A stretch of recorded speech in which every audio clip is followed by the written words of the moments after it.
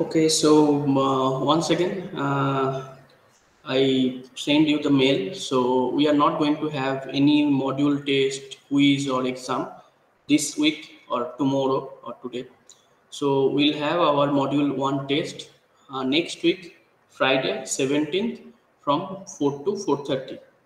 And today we'll complete this module 1 on semiconductor electronics, and after that we'll try to discuss few numerical or questions uh, on this module 1, so that it helps you in preparing your module 1 test next week.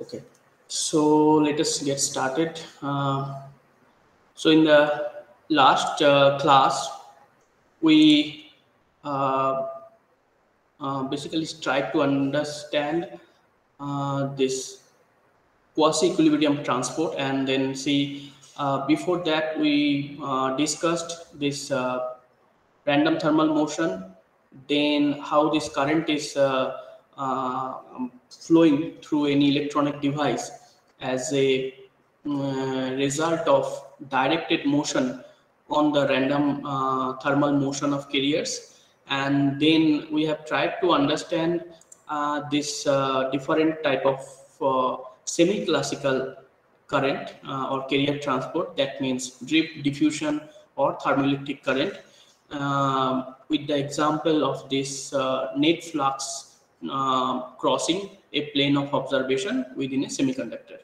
So in the last class we tried to understand like a different fact of or the different behavior of carrier transport in semiconductor, which are typically the saturation of velocity, because the saturation of velocity you can observe, like you will observe in semiconductor, but the saturation of velocity will not be there if you consider any electron within a within free space. So there will be always some velocity and acceleration due to the applied electric field. But unlike that free space or vacuum, in case of semiconductor, the carrier or the electron velocity will saturate after some electric field or some velocity, so which is called saturation velocity. So then we discussed few other concepts, like where the additional energy will go if we keep on increasing the electric field. And also we have tried to see what is quasi-equilibrium transport, because essentially all this carrier transport that we'll discuss in the coming slide, when we'll see the terminal characteristics, or that means typical IV characteristics of different classical devices such as diode, FET, or BJT. So the mostly the carrier transport that we'll consider to explain that IV characteristics is the quasi-equilibrium transport. So quasi-equilibrium means, once again, this is a small disturbance. So from the equilibrium condition, if there is a small disturbance, what will be the behavior of the carriers inside the semiconductor? So that we'll basically see, like normally we'll see in case of all the classical devices. But for special cases, that means if you are applying very high voltage across your diode or your transistor, so in that case you should remember that this equation, all this carrier transport, this phenomena may not be valid. Okay, so this thing we should keep in mind when discussing the more advanced devices or more or emerging application of semiconductor devices. So then we have discussed this particular phenomena, that means the mobility variation with the temperature, and how the different scattering phenomena, essentially your ionized impurity scattering and lattice scattering, is deciding this kind of behavior of mobility with the temperature. And there is also another type of scattering called carrier scattering. So remember, apart from these three type of scattering, there are again various type of scattering which will come for the special semiconductor, like for compound semiconductor, for different emerging semiconductor. So you need, like, sometime you need to consider different type of scattering. So to discuss more advanced devices and more advanced semiconductors. But these are all like fundamental scattering phenomena which we'll normally see in typical devices, like conventional commercialized these devices. So that is why we discussed those in detail. And finally, we discussed this carrier transport. That means how this different scattering phenomena or number of scattering we need to include when calculating the total mobility of the carriers. Because see, this carrier, there could be scattering due to the ionized impurity, as well as there could be scattering due to the due to the lattice vibration, or the vibration of atoms simply. So when we will calculate the total mobility or total number of scattering, so we need to include both type of scattering. So, and finally, we'll get this kind of formula to calculate the total mobility under the effect of this ionized impurity scattering as well as lattice scattering. So this was something which we already discussed. Now, few more comments on this carrier transport. So again, if we go back to the primary objective of this particular module was to find out the conductivity or resistivity of this material. So how the different microscopic parameter decide your this conductivity of semiconductor or conductivity of any material. Because you know that in terms of conductivity, the semiconductor metal and the insulator, they are different. So what are the factor microscopically that will decide this conductivity? As well as we also discussed like this temperature variation of this conductivity, resistivity, we need to understand. Because we know that this temperature, when we will operate our device, so in reality the temperature will change when we'll operate our device. Because it is not that it will take always, or we can always explain all the behavior considering the ambient temperature. Because you know that due to various reason, so the your electronic device will get heat up. So then we need to understand what will be the behavior of this fundamental parameter. That means here we'll try to discuss what will be the behavior of your conductivity or resistivity with the temperature. So if we change the temperature of your semiconductor, how the conductivity will change. So in case of semiconductor, so that let us try to discuss that. I think for this we can take blank slide. Okay, for this again, conductivity, we know that essentially it is the factor, or it is the function of carrier concentration in the semiconductor as well as mobility. So your conductivity is a function of these two parameters. So now if we try to understand like what will be the variation of this conductivity with temperature, so we need to understand, or we need to once again draw the variation of this parameter. That means variation of carrier concentration and variation of mobility with the temperature. So I think if we recall, just in the last class we saw the variation of mobility with the temperature, and before that we have seen this variation of carrier concentration with the temperature. So if we remember, this was the variation of your carrier concentration with the temperature in case of extrinsic or doped semiconductor. And now what was the variation of mobility with the temperature? So it was something like this.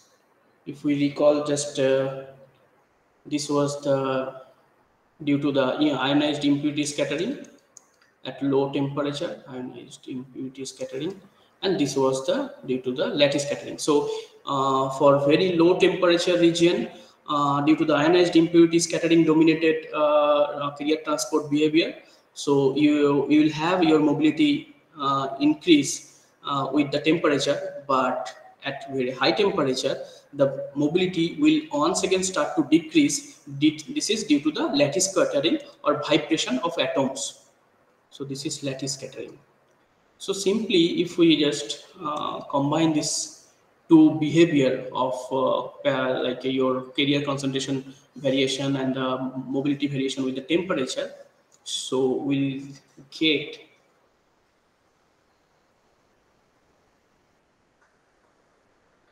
something.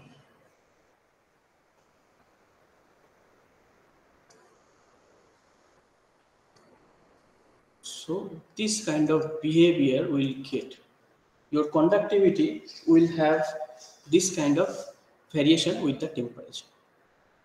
So, and here you can simply, I think you can guess, like if you just superimpose this curve over here, obviously you need to scale properly this temperature axis, then only you can merge these two axes. So, but still it will have like this kind of behavior here. So then again it will. So this increment in the conductivity, it is mainly due to the this increase in the carrier concentration with the temperature, and this decrement in the conductivity, it is coming due to this decrement in the mobility at high temperature. That means lattice scattering or the atomic vibration. So this is the conductivity.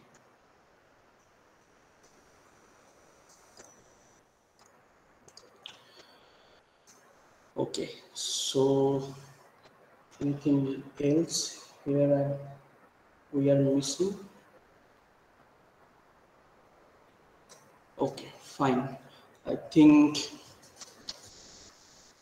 you mentioned that like the total current, I think that you know, but still, as a result of your both drift and the diffusion, the total current will be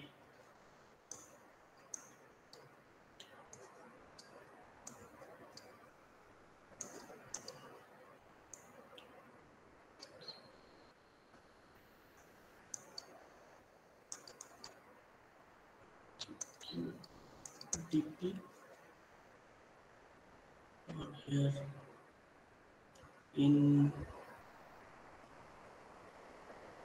this is n, so then dA, this is mu n, mobility of your electron, and this is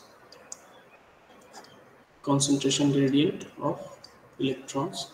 And similarly, you can find the total current density for hole is pq mu p electric field plus, no, here we'll have minus, so this is q diffusion constant of hole dpdx. So this is the total picture. I think this is correct. And finally your total current, I think I wrote this equation before also, but still, so this is the total current. So unlike in your metal where your only carriers are electron, in case of semiconductor we have both electrons and holes, and then they have this drift part as well as diffusion part. So to calculate this current, we need to include all these parameters. Okay, so these are something which we already discussed, so I'll just quickly go through. So this is ballistic transport. So this ballistic transport is important when your this device dimension is very small. So for that Moore's law that we discussed initially, So our now this 3 nanometer, 1 nanometer, this transistor is coming from the industry. So they are actually this kind of transport is happening. Ballistic means it's the motion of carrier or the electron is just like a bullet. So just it will start from the source and will reach to drain. So then there will be no collision. So this is, you can I think you can guess, this is a typical MOSFET. So your source, drain and the gate, and the distance between your source and the drain is less than the mean free path. Now you can correlate this concept with the concept we discussed when discussing that random thermal motion. So before getting scattered from other ionized impurity or other carrier, so it will reach to your drain terminal. So during that, you need to the transport that you need to discuss is the ballistics transport. So it is different. So again, some quantum mechanical phenomena will come to this low dimension this phenomenon. So this is a not once again this pure classical or semi-classical behavior. So once again, this is there are a few characterization technique. Characterization technique means how to measure all these parameters. You know, this resistivity or the conductivity. Again, this fundamental parameter of your semiconductor or any material when applying this for any electronic or electrical application. So how to determine resistivity of any material. So this is a technique like four-probe method. This is called four-probe method. So this is a technique through which we can calculate this resistivity experimentally. Again, I will not go into the discussion of this. You can simply go through this. So then there is another characterization technique which is called Hall effect. So what is the parameter we can gauge from this Hall effect?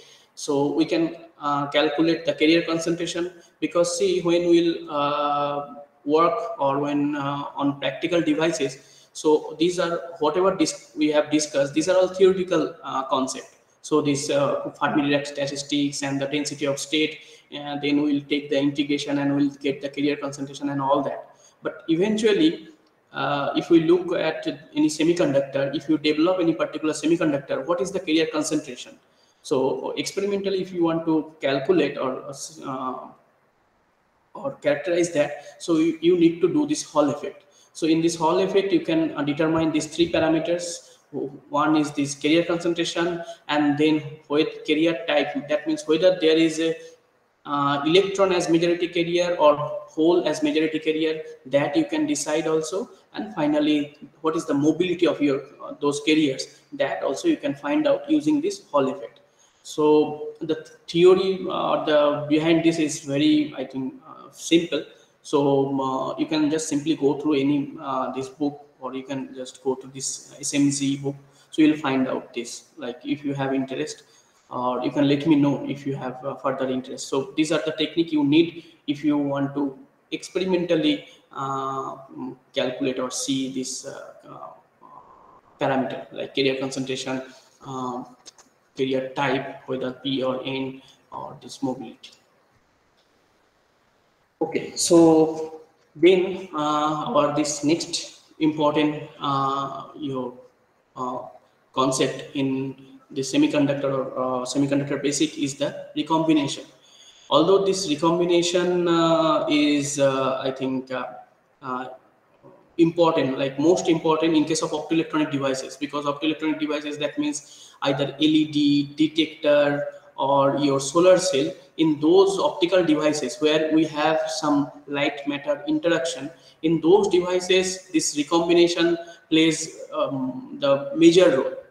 Because see, before this we have tried to understand carrier transport, all that. So those are the main like carrier transport or carriers. This concept is important in case of this diode, transistor, or FET or BJT. But for optoelectronic devices, this recombination plays the major role. So anyway, we'll still discuss briefly this, although like our major discussion in coming module will be concentrated on this electronic devices, not on the optoelectronic devices. So, but still there are few parameters in normal electronic devices also which are correlated with this recombination event. So what is this recombination? I guess you have some idea. Anyway, so let us see in detail. So first, you know, this is the formula that is called, once again, mass action law, which we derived also, you know, previously. So this thing holds true in case of thermal equilibrium. So, but when our this semiconductor is not under thermal equilibrium, that means either we have biased it, that means we have applied electric field, let's say across a pin junction, or if we have illuminated our semiconductor. So that means once again we are under non-equilibrium condition. So in that case, this P times N will not be equal to the intrinsic carrier concentration square. So in that case, this P into N will be greater than the Ni square. So that condition is the non-equilibrium condition. And what is this? See, by definition, when an external stimulus is removed, the excess carrier density, that means when your Np greater than Ni square, so that excess carrier density will start to decay, and the carrier concentrations are eventually returned to the equilibrium values. So means you have seen that Np greater than Ni square under non-equilibrium condition. But whenever we will remove that light, or whenever you will remove that biasing or voltage source, so immediately after that, your this excess carriers will start, that carrier density will start to decay, and will try to get equal to your intrinsic carrier concentration. So this is again the fact behind this is the recombination, and this rate of recovery of these carriers is governed by the minority carrier lifetime. Remember, not the majority carrier lifetime, because in PN junction diode, you know, you have both minority carrier as well as majority carrier, but the rate of recovery will be decided by the minority carrier lifetime. And why this is the thing that we can also, like, we can do some simple mathematical derivation, and we can try to understand this. So okay, so now what are the way this recovery will take place from this non-equilibrium condition to equilibrium condition? So again, depending on this recovery way, so there are different type of recombination mechanism. So first type of recombination is this. See, there is a electron hole pair generation, or this additional number of electron hole pairs in the semiconductor.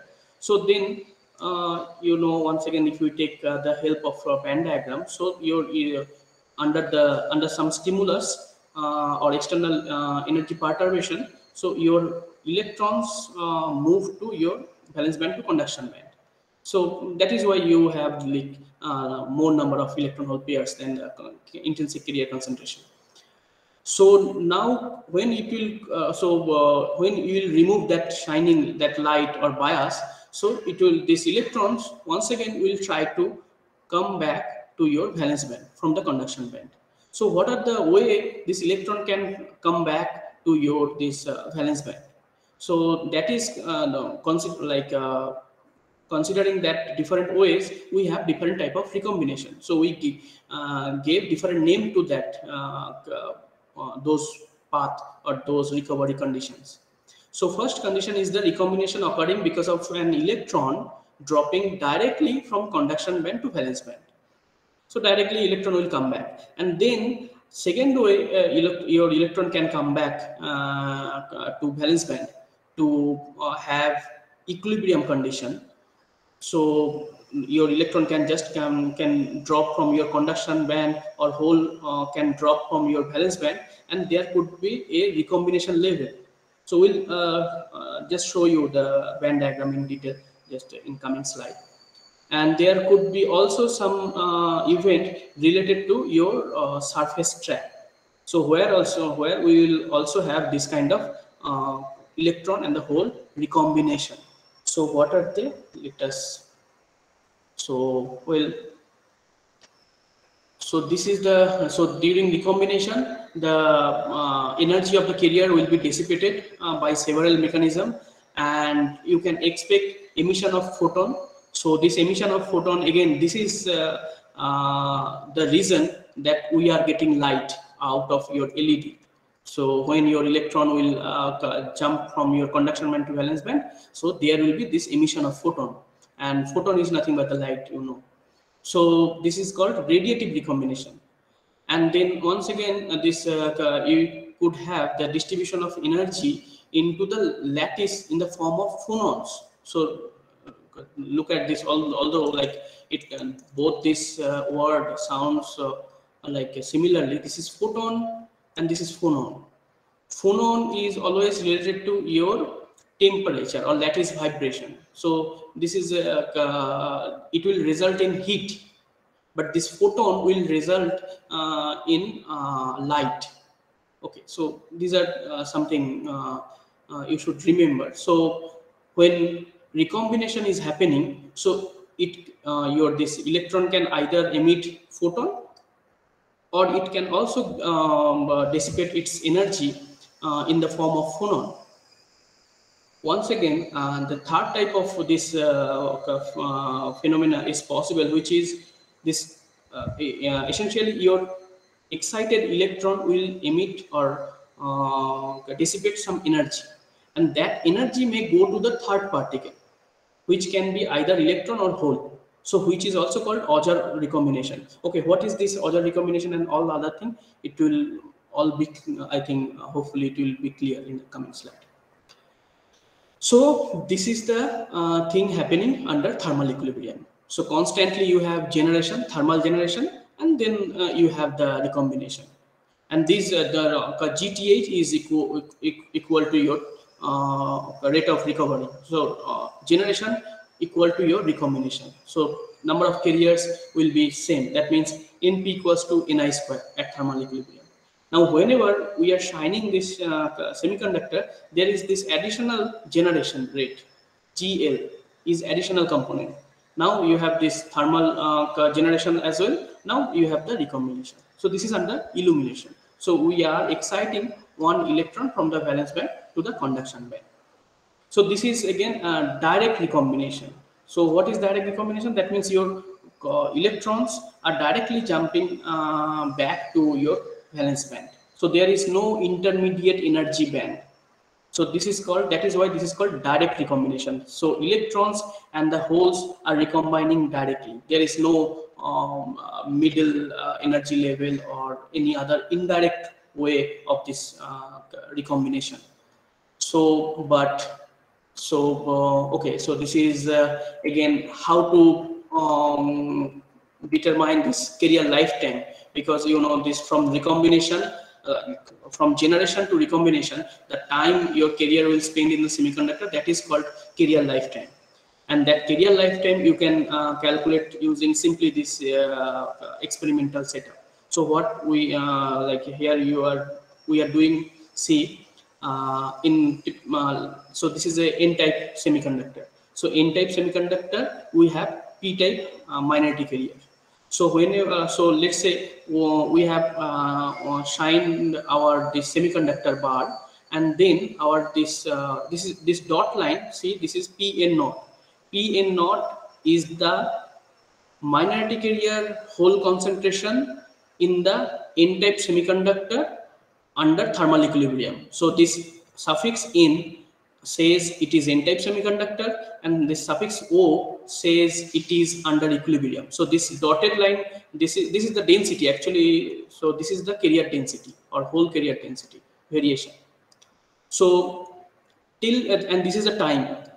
So till this t equals to 0, we have shined our this semiconductor, and due to this our thermal carrier concentration, which was Pn naught, now it become this Pn, and this Pn is equals to obviously Pn naught plus tau p gl, because gl is the this generation rate or additional generation rate due to the this signing of your semiconductor. Now at t equals to 0, we have just turn off our this light. So what will happen again, as we have just seen in the previous slide, that the carrier concentration will start to decay towards its equilibrium value. So that is why see now this Pn now will start to decay, and eventually it is equal to once again Pn naught, that is the equilibrium quantity. So now when returning back to this equilibrium concentration, it will take some time, and so that time, so this is the tau p, or the magnetic area lifetime. So this tau p we can easily calculate by just simply using, this is the experimental setup. So this is the semiconductor, n-type semiconductor bar. We have shined this semiconductor bar with a light pulse, and this is the voltage we are using, and this is some resistor, and here we have a oscilloscope. So in this oscilloscope, we'll see this kind of transition. So initially we'll get this, see you can understand, like due to the shining of light, your number of carriers is high, so you will get this high number of high current. But whenever we'll just remove this light pulse, there will be decay in the current. So then that your this measurement, you can easily calculate this carrier lifetime. So if you just simply take the you can take the tangent on this exponential, because actual decay it is happening, this is exponential, this behavior is exponential, but still you can calculate this tau p, but just by simply using this tangent to the decay curve. So this is how to measure the carrier lifetime. In case of, remember, this is in case of direct recombination, but we can have this kind of indirect recombination. So what is this indirect recombination? Now see. So unlike the previous case in, or the direct recombination, here we have another energy level within the band gap. So this is the band gap. So this is the band gap, or EG. Again, you know, this band gap is also called forbidden gap. So the electrons or the carriers cannot stay here. This is forbidden for any carriers. So, but still, see, there could be some discrete energy states, and again, due to some defect, or in case of indirect band gap, so there could be some energy level. So here your carriers cannot stay for long time. So just it will come to, your electron will come to this here in the middle, and this with, sorry, in this energy level, and then this is called electron capture. So because your electron is coming to this indirect or this energy level, so this is called energy, this electron capture.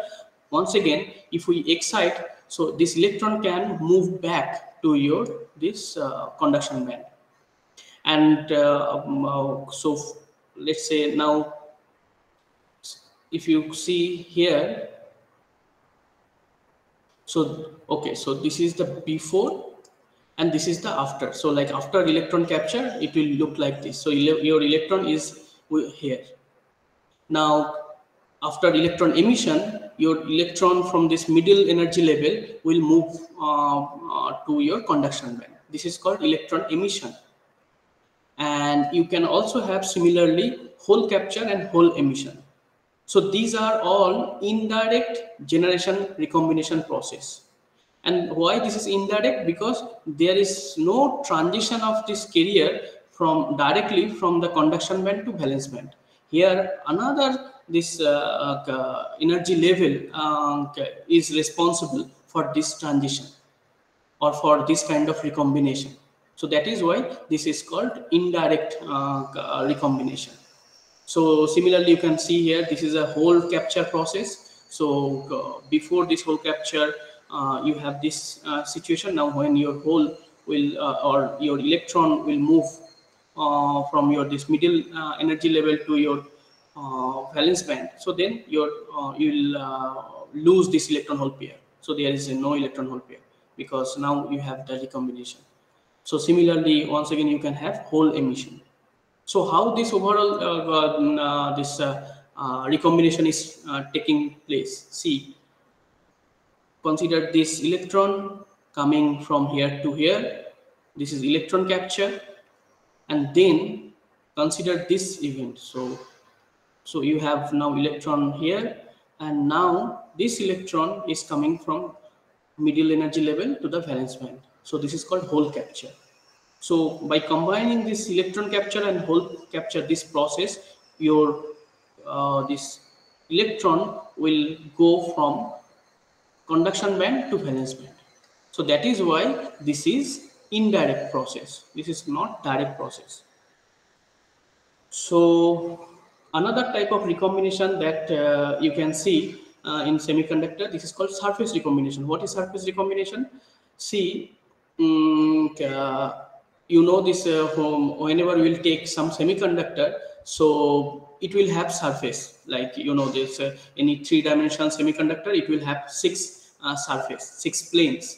So in the surface, these atoms, if you look at this atoms or this surface at this microscopic level, you will see these atoms on the top surface atoms will have these dangling bonds. Dangling bonds means here we have no another atom which will complete this covalent bond.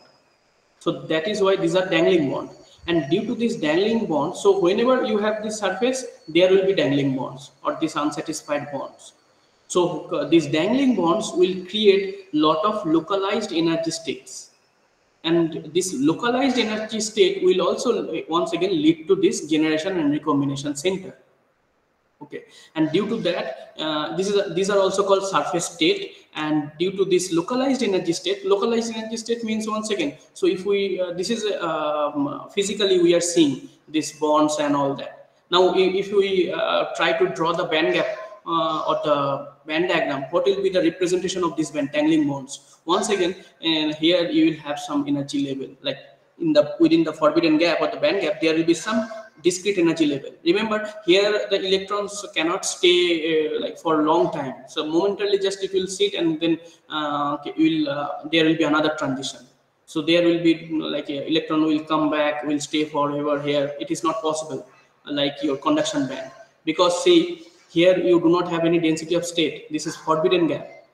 Only if you once again remember that those concepts, your density of states start from conduction band bottom and valence band this top.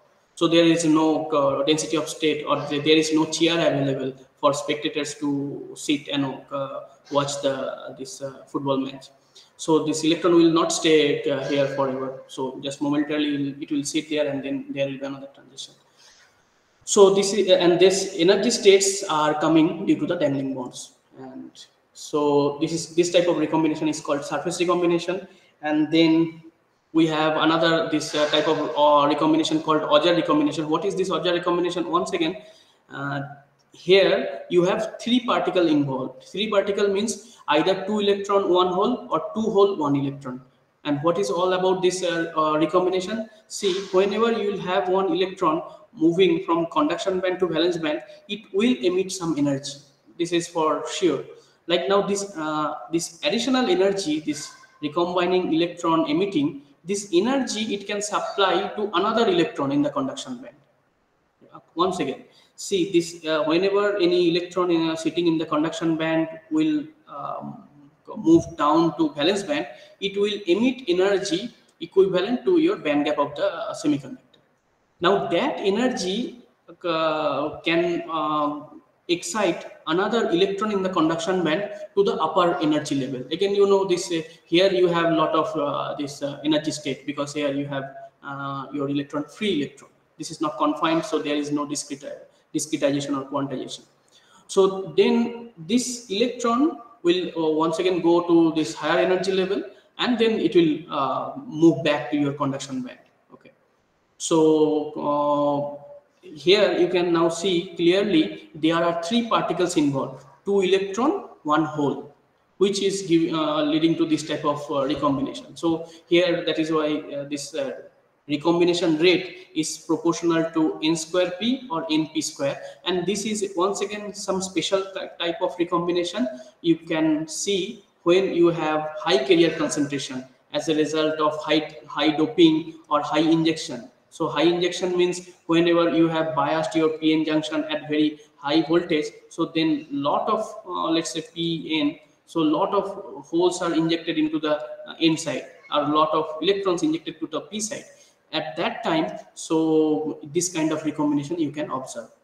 So this is called Auger recombination. Okay, so this is all about recombination, and here I'll stop. And here our this module 1 ends as per the obviously the syllabus.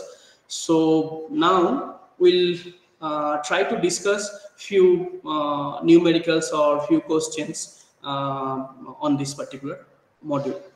So now I request any TAs who are there. I am here, sir. Okay, so I am stopping. presenting. Okay, I am stopping. I have stopped already my screen sharing. So you can share those questions and start discussing.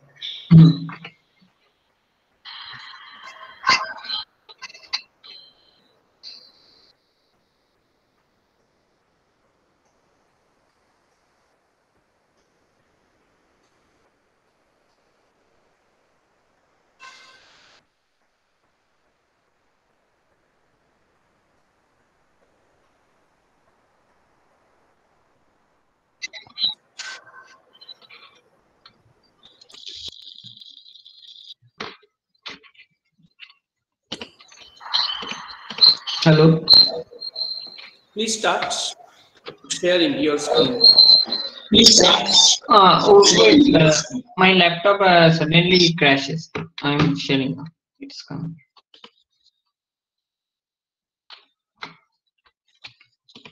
So it is visible? Yeah, it is visible. Okay. So students, so this is the first question from this band structure, crystal structure. So first question says that what is the effective number of atoms in a hexagonal closed pack or HCP unit cell? So this is a crystal structure of a hexagonal closed pack unit cell. So as you see here, now to calculate this kind of atoms or in a effective number of atoms in a unit cell, first see this crystal structure.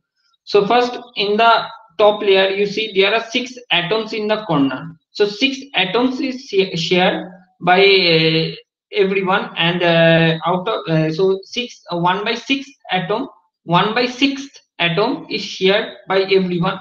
So you have 6 into 1 by 6th atom. Similarly, in the bottom layer also you have 6 atoms in the corner. So total atom shared is here 12 into 1 by 6. So it will come to, now check in the basal plane. So this one at the center and this one at the center.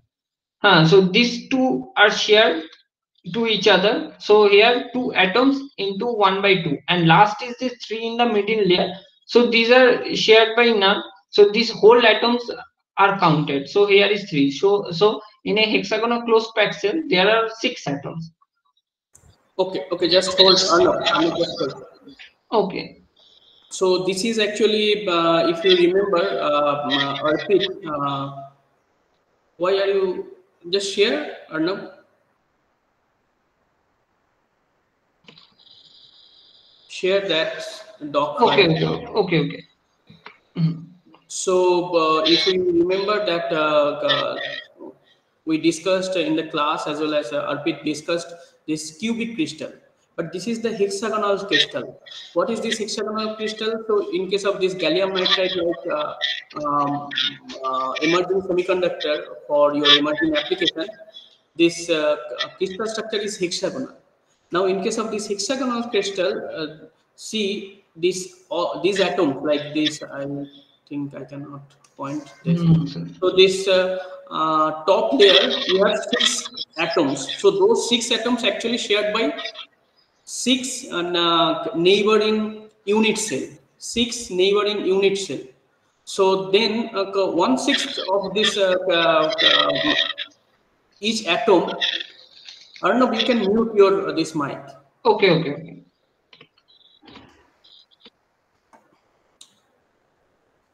So for this cornered atom in this hexagon top and bottom, so each atom is shared by 6 unit cell, adjacent 6 unit cell. Just if you simply see this, you can just try to like sometime this three-dimensional this picture is difficult to realize, but if you see carefully, all these atoms, these corner atoms, you have this three in the bottom part or downside, and you and the three unit cell top side. So that is why this one atom will be shared by the 6 unit cell. So then 6 top and the 6 bottom. So that is why 12. 12 into 1/6 of each atom, which will be the part of this particular unit cell. And then you have this one atom at the middle of this or at the center of this top plane, and at the bottom of this at this center of this bottom plane. So that is, and that atom will be only part of two unit cell, so either top unit cell or bottom unit cell. So then that is why 2 into 1 by 2. And finally these three atoms, which are again just you can see in the middle layer. So there are three atoms, and which are part of only one particular unit cell. So now you don't need to consider that whether it is shared by another unit cell or not. So all together there are 6 atoms. So that means if you take this hexagonal crystal, like for your gallium nitride like crystal, so then you will find the 6 atoms. Okay, and this thing will change in case of cubic crystal or other crystal. Okay, okay. Now, Arnab, you can continue with the next question. So the second question tells about this calculation of your packing fraction. So in this question, we will calculate the packing fraction of a simple cubic unit cell. So you know the packing fraction formula. For this, it is number of atoms in a unit cell, or effective number of atoms in a unit cell, multiplied by the volume of the atoms and divided by total volume of this unit cell. Now for a simple cube, you know this the radius of the atom, the twice of the radius of the atoms is equal to the distance between the two atoms. So here, if you see this picture, this is A. So here one atom is toward and another atom is toward, and the distance between that is A. So here A equal to toward. Now just put it this formula. So you have in the simple unit cell, simple cubic unit cell. So number of effective atoms is only one. So simply put 1 and this multiplied by this formula. So volume will be 4 by 3 pi r cube, and divided total volume of the unit cell will be A cube. So it will comes 0.52. Similarly, for also FCC as well as BCC, you can calculate the packing fraction like this. Just you have to consider this number of atoms in that unit cell for in the case of FCC and BCC. And also this relations between this atomic distance and the radius of the atoms. Next question is this Miller indices plane. So this one is a simple. So as I earlier taught you how to calculate the Miller indices. Now again we take a look at that. So you have this intercept 3a, 3b, and 3c. That so in this to calculate the Miller indices, we just first take the reciprocal of the intercept. That is, it will be 1 by 3, 1 by 3 as 1 by 2, and 1 by 2. Next, we take the least common factor of this intercepts or reciprocal of the intercepts, and this LCM will give you 6. Simple. Now multiply the 6 and you get an integer number. So this integer number will give you Miller indices. So here is this Miller plane as shown here. So this blue shaded region is your Miller plane. Next, we come to your career in semiconductor. Now, originally we are originating in the semiconductor related problems here. So these 3 questions were crystal structure. Next question all are semiconductor related. So in the first question, you have a silicon semiconductor which is doped by arsenic atoms of amount 10 to the power 18 atoms per centimeter cube. Now, as you know, that arsenic is a N-type dopant. So this silicon semiconductor is a N-type, is doped with N-type. So now at equilibrium, you have to find out the whole concentration, and that is in room temperature. So to solve this, first we take this relation where Np equal to Ni square. Now, if we put this, so your P will be Ni square divided by N naught. Now we know that N naught or N-type dopant concentration is 10 to the 18. Ni square, it is given. Ni square is an intrinsic concentration, and you should know that for a silicon semiconductor at 300 degree Kelvin, the Ni square is sorry, Ni intrinsic area concentration is almost 1.5 into 10 to the power 10 atoms per centimeter cube. So if you put that in here, you find 2.25 into 10 to the power 2 centimeter per cube. So this is your whole concentration, this value. Now next question, next question is that, so you will need to find out the band diagram of that. So in that band diagram, you see that EF minus EI. So this, you have this formula, EF minus EI equal to KT ln N naught by Ni. This is the formula. So now EF minus EI, if you put this relation, you will get this value 0.468 eV. You see here, this EF minus EI is a positive term. Now if for this positive term, that means EF is greater than EI. So this tells us that the semiconductor is already N-type doped, and as also we have seen in case of this arsenic atoms here. But if it was a negative value, that means your EF would be, EF should be less than EI, or in the bottom level of EI. Then your semiconductor would have been a p-type doped. Okay, so I think you know that we have already derived this formula in the class. So this EF minus EI divided by KT equals to ln N naught by Ni. Okay, so you can follow that section. Okay, fine. Continue, Arnav. So next question, you have given a silicon bar that is 0. Concentrator long and 200 micrometer square in cross sectional area. Again, doped with these arsenic atoms. That means it's an N-type dope. And you have to find out the current at a room temperature of 300 Kelvin, and with when applied by 9 volt. And here you have given a mobility of 700 centimeter per second. So you have this mobility value, you have this dopant value.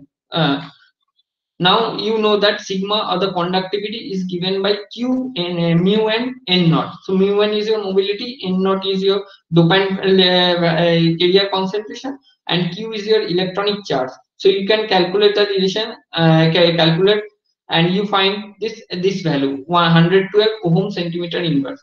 Now you the inverse of this conductivity will give you this resistivity. So here is your resistivity term. Now using this resistivity value, you can calculate the resistance of the silicon bar.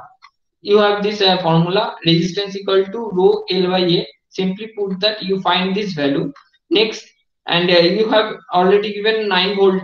You have this resistance as well as you have this voltage value. So simply the current will be V by R. And you have, so after calculating, it is almost around 20.70 milliampere. Next question, if we follow, so this one is a little tricky one. So you have again a semiconductor. Okay, so here is a certain mistake. N-type semiconductor region. So there is a whole concentration. It should be p-type. Just neglect this error.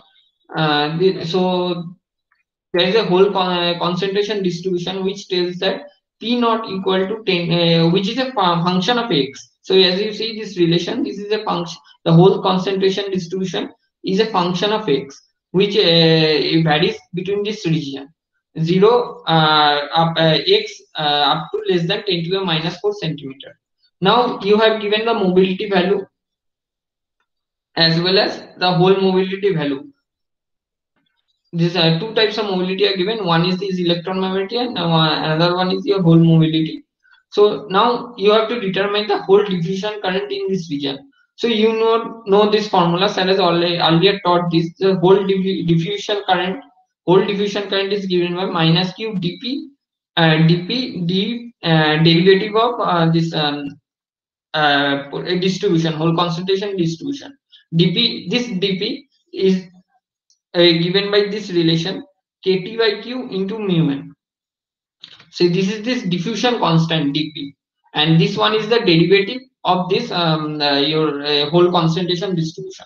So simply differentiate this one dv by dx, you get this so x will be your x will be your 1, and only left is your constant after derivating. So you get this j diffusion current approximately this amount.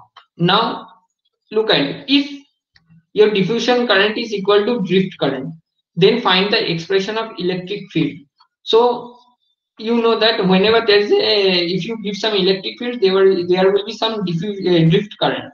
So as you know, this drift current is related with the electric field like this: minus q mu p p naught e. So p naught is your whole concentration, mu p is your whole mobility, q is this electronic charge, and e is electric field. So simply electric field will be minus j drift q mu p p naught. So j drift equal to j diffusion here as far as the problem. So simply put that, you can find that E equal to minus 0.026 by x volt per centimeter. Again, if you integrate this, you will find the potential, which will be a variation of x square, 1 by x square. So second one is that you have some relations in a material. You have given some ek relations, and the conduction valence band are given by this relation 2 h by 2 pi whole square k square by 2 m naught, and equal minus ev equal to this one.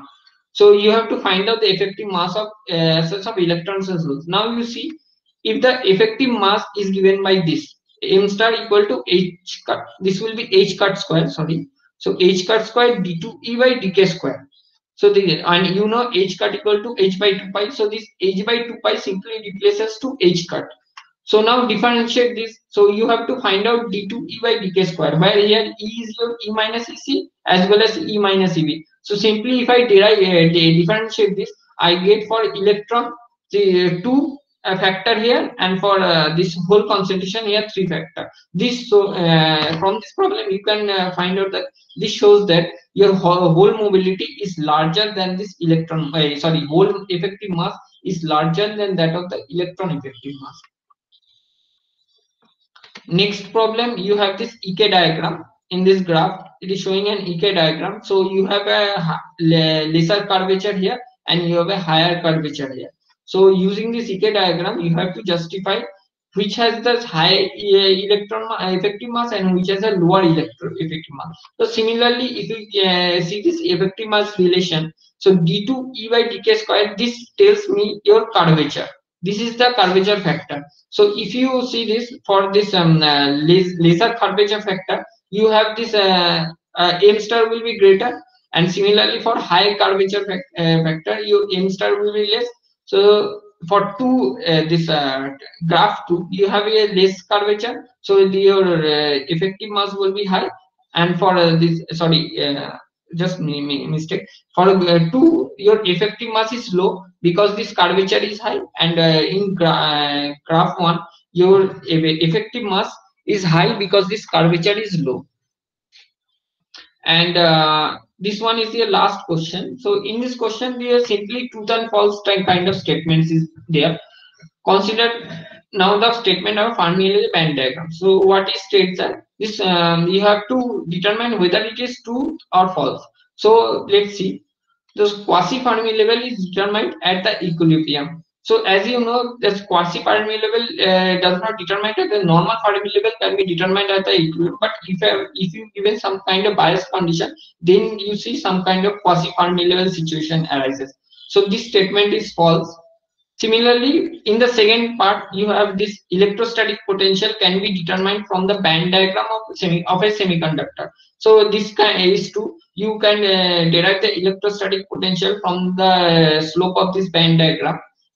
Next question is there. These carrier densities can be determined by the slope of the Fermi level. This question is wrong. this statement is false. So carrier densities cannot be determined through the Fermi level. However, electric field can be determined through the slope of this Fermi level.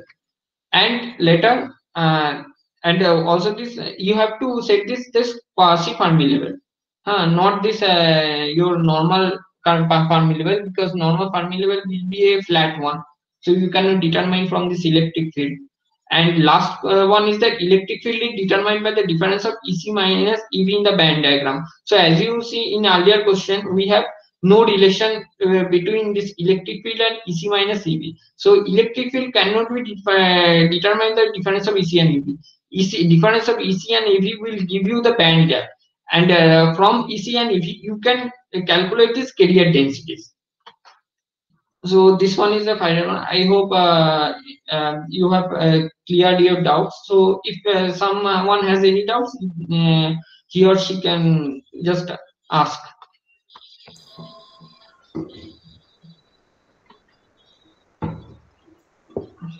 Okay, so you can let us know if you have any doubt, or else we can stop here. And we'll upload this question set in the Moodle for your reference.